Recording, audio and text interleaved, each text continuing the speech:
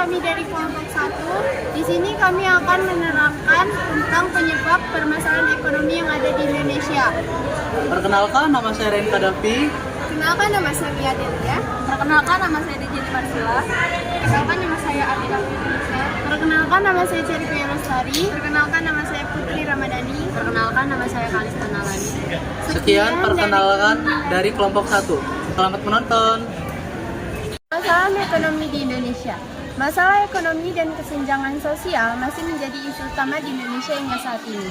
Masalah ekonomi adalah masalah yang muncul ketika keinginan dan kebutuhan melebihi sumber daya yang tersedia.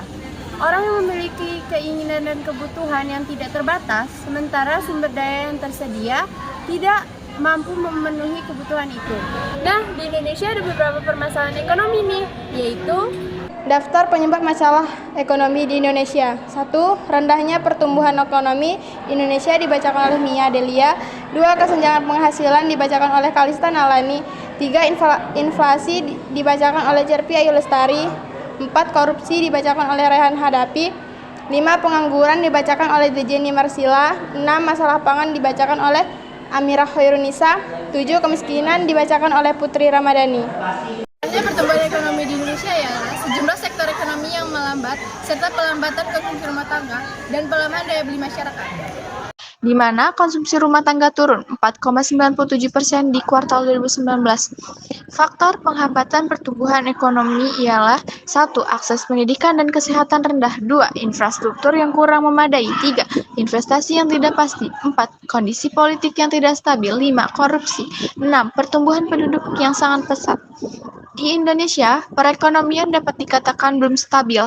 Hal ini tentu dapat disebabkan oleh beberapa hal, salah satunya yaitu inflasi yang tinggi. Inflasi yang tinggi seringkali disebabkan oleh krisis global, kesalahan manajemen, kurangnya produksi, dan perubahan sistem ekonomi. Kesenjangan penghasilan merupakan masalah perbedaan pendapatan antara masyarakat atau daerah yang maju dengan daerah yang tertinggal. Semakin besar jurang pendapatan, maka semakin besar pula variasi dalam distribusi pendapatan akan menyebabkan terjadi perbedaan pendapatan. Faktornya adalah terjadi karena banyak faktor-faktor seperti tidak efektifnya program pengentasan kemiskinan, tidak meratanya pembangunan infrastruktur antara satu daerah dengan daerah lain, dan masih mengguritanya praktik korupsi dalam proyek pembangunan. Contohnya adalah kecemburuan sosial terhadap kelompok lain. Kesenjangan sosial ekonomi melahirkan kelompok-kelompok dalam masyarakat. Contohnya kelompok kaya dan kelompok miskin. Timbulnya kriminalitas, pengangguran, dan kemiskinan. Cara penanganannya adalah menomorsatukan pendidikan dan menciptakan lapangan pekerjaan. Merupakan upaya yang bisa dilakukan untuk membenahi kesenjangan penghasilan. Selain itu, dapat juga dilakukan peningkatan sistem keadilan dan pengawasan terhadap mafia hukum, guna menanggulangi terjadi kesenjangan sosial ekonomi di Indonesia. Apa itu inflasi? Inflasi merupakan kebalikan dari deflasi. Inflasi terjadi karena beredarnya sejumlah uang yang terjadi dalam suatu masyarakat. Menurut Kamus Besar Bahasa Indonesia, pengertian inflasi adalah kemerosotan nilai uang karena banyaknya dan beredarnya uang di mana-mana, sehingga menyebabkan naiknya harga barang-barang. Contoh kondisi inflasi di Indonesia adalah kenaikan harga BBM yang mengakibatkan biaya produksi naik dan berdampak pada kenaikan barang dan jasa yang dihasilkan. Kenaikan harga beberapa komoditas seperti telur, cabai, dan daging ayam juga berkontribusi terhadap terjadinya inflasi di Indonesia. Penyebab inflasi di Indonesia: 1. Meningkatnya permintaan. 2. Bertambahnya uang yang beredar. 3. Meningkatnya biaya produksi. Dampak inflasi: 1. Menurunkan kesejahteraan masyarakat. 2. Memburuknya distribusi pendapatan. 3. Meningkatnya suku bunga. 4. Mendorong investasi spekulatif. 5. Menurunnya minat menabung. Korupsi adalah suatu bentuk perilaku yang melanggar norma-norma sosial, hukum, atau etika, dengan tujuan untuk memperoleh keuntungan pribadi atau kelompok yang merugikan kepentingan umum atau orang lain. Korupsi dapat terjadi di berbagai bidang seperti politik, ekonomi, pendidikan, kesehatan, agama, dan lain-lain. Korupsi dapat mengakibatkan kerugian yang besar bagi negara dan masyarakat, seperti menimbulkan kesenjangan sosial, mengurangi kesejahteraan, menghancurkan tata kelola pemerintahan. Terus ada lagi, dia itu mengancam stabilitas nasional gitu. Korupsi juga dapat merusak nilai-nilai moral dan budaya bangsa, serta menghambat proses demokratis dan pembangunan.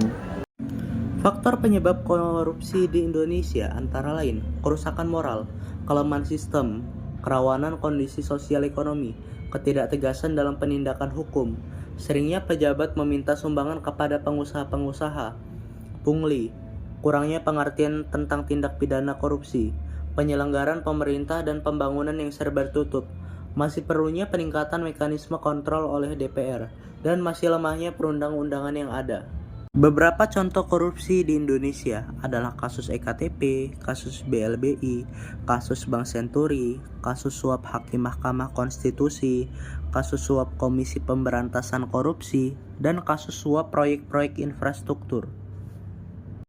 Cara penanganan korupsi di Indonesia meliputi penguatan lembaga-lembaga penegak hukum, perbaikan sistem akuntabilitas, dan transparansi pemberantasan budaya pungli dan gratifikasi, peningkatan kualitas pendidikan dan moral, pemberdayaan masyarakat sipil dan media massa, serta reformasi perundang-undangan dan kebijakan publik. Pengangguran adalah sebuah golongan yang sudah masuk usia kerja, tetapi belum melakukan suatu kegiatan atau pekerjaan yang menghasilkan uang. Menurut Kamus Besar Bahasa Indonesia atau KBBI, pengertian dari pengangguran adalah hal atau keadaan menganggur. Jenis pengangguran berdasarkan lama waktunya. Pengangguran diklarifikasikan ke dalam 3 jenis. Berikut 3 jenis pengangguran menurut lama waktunya. 1. Pengangguran terbuka. Jenis pengangguran ini merujuk pada angkatan kerja yang sama sekali tidak memiliki pekerjaan.